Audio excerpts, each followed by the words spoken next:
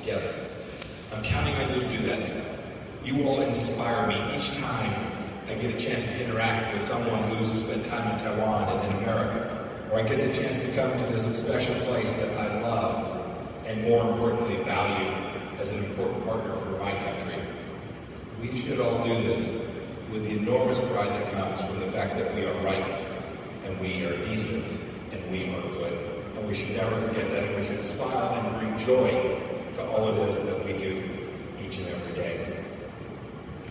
The last thought is that there are many elements that will convince the Chinese Communist Party that today's situation, in fact, reflects the reality of Taiwan as this important place that is different and separate and independent from that China. We should certainly do it as a security matter. You all have an important role to play there. And you all have increased your capacity to defend this place in ways that are important and special. It reminds me very much of what the remarkable people of Ukraine are doing even as we sit here today. You understand how important it is to get this piece of it right. And you should know you have great partners. In America, for sure, this is not partisan, it is Republican, it is Democrat, it's progressive, it's conservative, it is every American who understands the important role that Taiwan plays as a frontline security partner, not only for America's security, but for peace throughout the world. We'll get that piece right. We should continue to work on that problem set. But more importantly, what you all have gathered here today to work on is to build up commercial relationships, to increase prosperity for each of our two peoples, and for peoples around the world. So much of American policy, for the past decades, has encouraged American business to invest inside of China, to invest alongside the Chinese Communist Party. It was American policy for decades.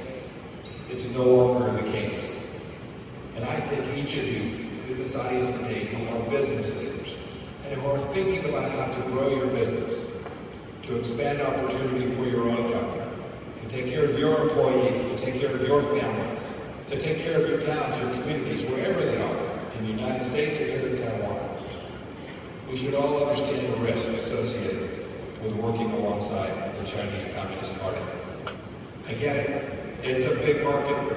Everybody wants to chase 1.4 billion people inside of China, a place to sell your goods. I wish it wasn't so simple. I wish it was the case today, and I pray that someday it shall be, that those people inside of China who are desirous of nothing more than every human being to be free and have liberty and to have choices. I hope those people get that choice. But today, the Chinese Communist Party wants to change the way you live here. They want to change the way that people all throughout Southeast Asia live. They want to change the way that people inside of my country live.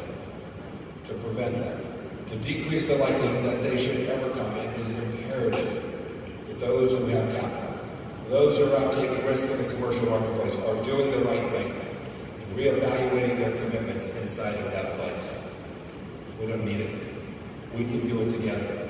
We collectively have the capacity, the human capital, the technology, the chutzpah, the wherewithal, the enormous goodwill amongst freedom-loving peoples to deliver great outcomes.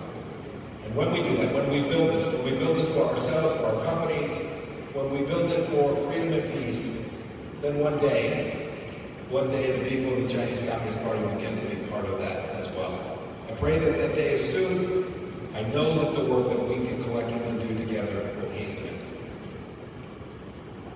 I'll close with this thought from someone who was, long ago, a young officer who patrolled the then East German border.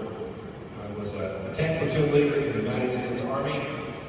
I left my post there. We patrolled what was then the Soviet Union, the edge between freedom and tyranny. And I left my assignment in October of 1989. I went on to my next duty station. 2 weeks after I left, 2 weeks, just 14 days after I left, freedom was across Europe. The wall had come down. It was remarkable. It changed the lives of millions of people all across Europe who now had the chance to make lives better for their own The tyranny that had been the Stasi, the tyranny that had been the Soviet Union was no longer upon them and no longer had their jackboot on the throat of those great people. I tell that story because when I left, no one thought that that day was coming anytime soon. No one anticipated that in just a handful of days that the world would change. It did. It changed in that moment, unexpectedly. It changed because of all the work that had gone before it. All the great work, the efforts that we had all made towards expanding freedom everywhere we went. I'm convinced the same thing will happen inside of China as well, that one day it will come and that we will not anticipate it, we will not predict it, and it will come faster than anyone can imagine today. As I get a chance to meet you all and be in front of you and share your dreams with you, I am confident that the work that you are doing, that your great country is doing, will hasten that day as well, and that the swagger that the people of Taiwan should rightly hold will have created opportunity for all of us.